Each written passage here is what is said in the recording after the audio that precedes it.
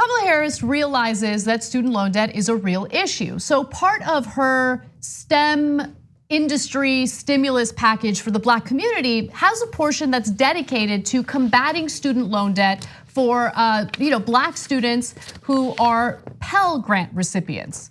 Now, she tweeted about this, and the tweet just led to confusion, and for some people, it really enraged them. Let me give you the tweet in question. She said, quote, "Yesterday I announced that as president, I'll establish a student loan debt forgiveness program for Pell Grant recipients who start a business that operates for 3 years in disadvantaged communities." That is very specific, especially for a problem that many students are facing, a problem that costs about $1.5 trillion in debt already. And so the response from people has been fascinating, but let me give you some more details about Pell Grants. Pell Grants are reserved for students from low-income households and can provide up to $6,195 for a school year. In the 2017 to 2018 school year, 7 million people received Pell Grants. Now, look, that amount of money, as you can probably already tell, is minuscule in comparison to what higher education already costs. So even if someone is a Pell Grant recipient, they are very unlikely to take that money and pay for all of their college. So they graduate and then they're in a giant amount of debt. And so Kamala Harris is saying, we might forgive some of that debt, right? But you have to go start a business with no capital, by the way, in a disadvantaged part of town. And after you do that, maybe we'll forgive some of that debt. That's crazy. It's really tone deaf, and that's why people were upset about it. Look, Kamala Harris has some good proposals about education. So she's in favor of making community college free. She wants to make 4-year public college debt free. Could be better, but not a bad plan. And expanding the income-driven repayment program, that's also great. So credit where credit is due. On this, she really laid an egg. I mean, it's such a privileged position. It sounds almost a little bit like Mitt Romney.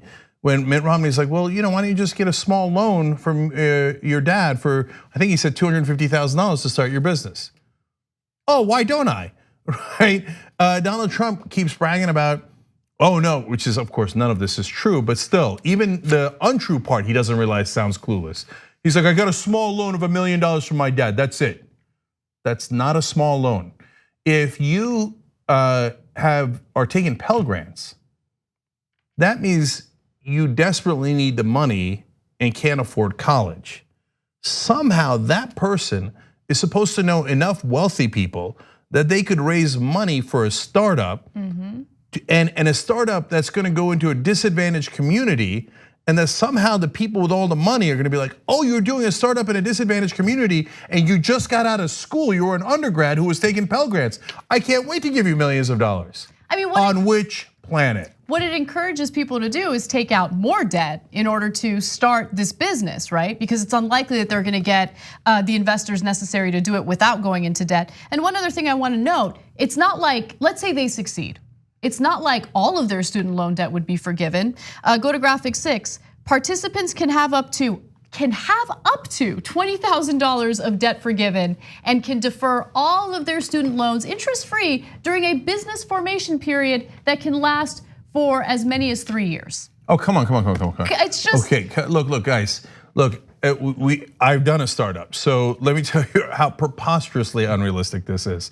So you're gonna somehow raise money at the beginning rounds. It's got to be a minimum $100,000, $200,000, right?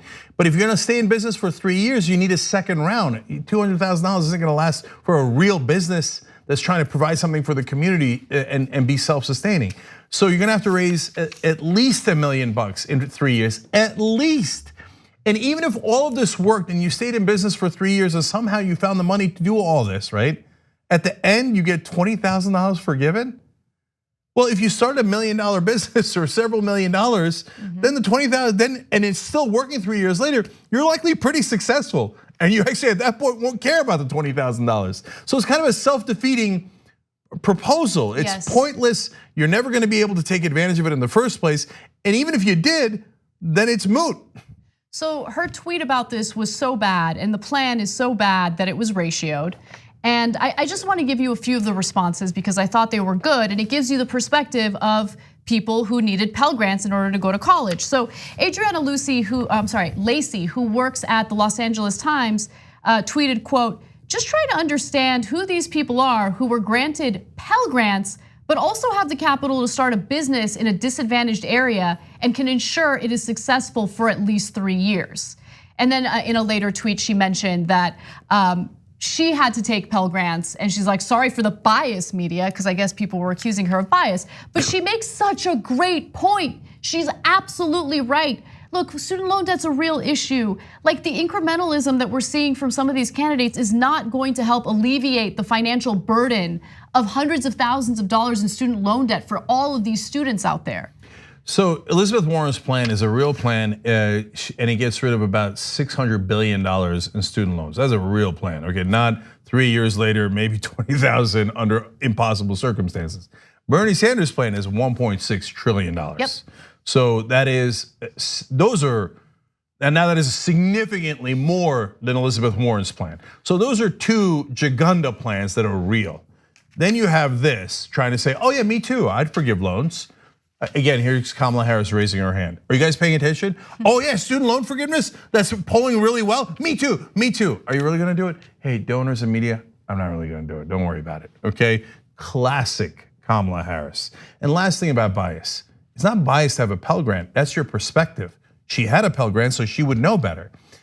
You could argue that it's bias to be in an elitist bubble like Kamala Harris and apparently all of her staff are in, because to them, they're like, oh yeah, we're privileged people in California. Well, why don't we just go up to Silicon Valley and get a loan to start up a business in a disadvantaged community? Well, we could do that just like that. So I assume everyone can.